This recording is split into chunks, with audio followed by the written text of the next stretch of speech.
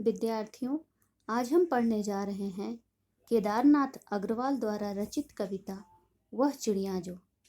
इस कविता में कवि ने एक छोटी सी चिड़िया के खाने पीने की चीज़ों तथा उसकी रुचियों का बड़ा ही मनमोहक वर्णन किया है।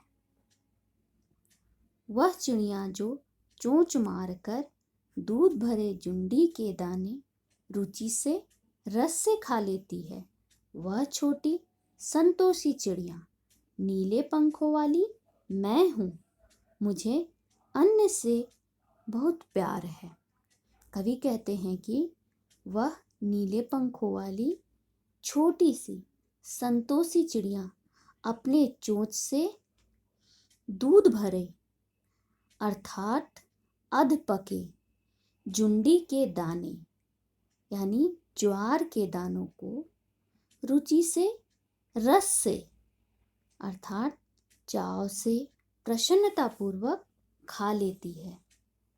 उसे ऐसा कर बहुत संतुष्टि मिलती है क्योंकि उसे अन्न के छोटे से छोटे दाने से भी प्रेम है। अगली पंक्तियों में कवि कहते हैं, वह चिड़िया जो कंठ खोलकर बूढ़े वन बाबा की खातिर रस उड़ेल कर गा लेती है, वह छोटी मुंह बोली चिड़िया नीले पंखों वाली मैं हूँ, मुझे विजन से बहुत प्यार है। इस पद में कवि कहते हैं कि मीठी बोलने वाली वह छोटी सी चिड़िया घने वन में भी गीत गा लेती है। वह खुले दिल से प्रसन्नता के साथ वन रूपी बूढ़े बाबा को अपना गीत सुनाती है। नीले पंखों वाली चिड़िया को विजन से अर्थात जहाँ कोई ना हो यानी कि जंगल से बहुत प्रेम है।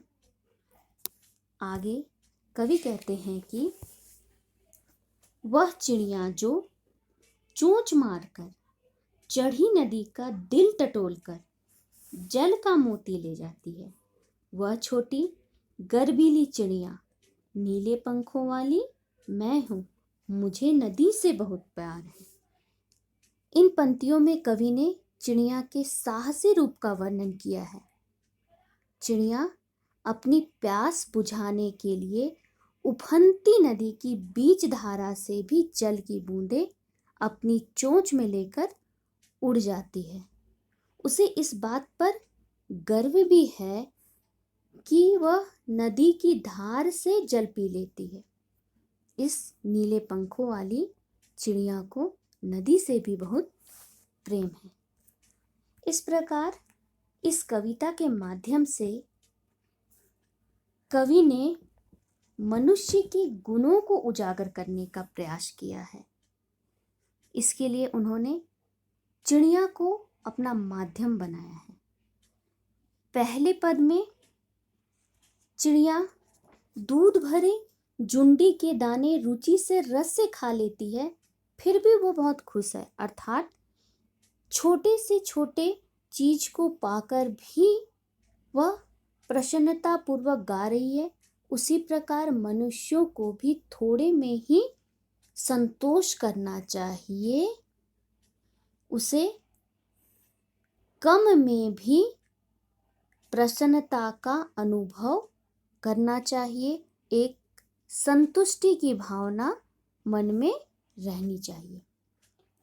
अगली पंक्तियों में कवि ने चिड़िया के उमंग को दर्शाया है कि किस प्रकार वह चिड़िया जंगल में जहाँ कोई नहीं है, वह अकेली है, फिर भी वह वन के लिए ही अपना गीत गा रही है और अपना जीवन उमंग के साथ बिता रही है। इससे भी उसे प्रसन्नता मिलती है। कोई उसके साथ हो ना हो, किसी भी परिस्थिति से वह खुद निपटने के लिए तैयार है। अंतिम पंक्तियों में कवि ने चिड़िया की साहस को दिखाया है। किस प्रकार विपरीत परिस्थितियों में भी चिड़िया अपना साहस पूर्वक कार्य कर अपना जीवन सुरक्षित रखती है, उसी प्रकार मनुष्यों को भी परिस्थितियों से घबराना नहीं चाहिए, बल्कि उसका साहस पूर्वक सामना करना चाहिए।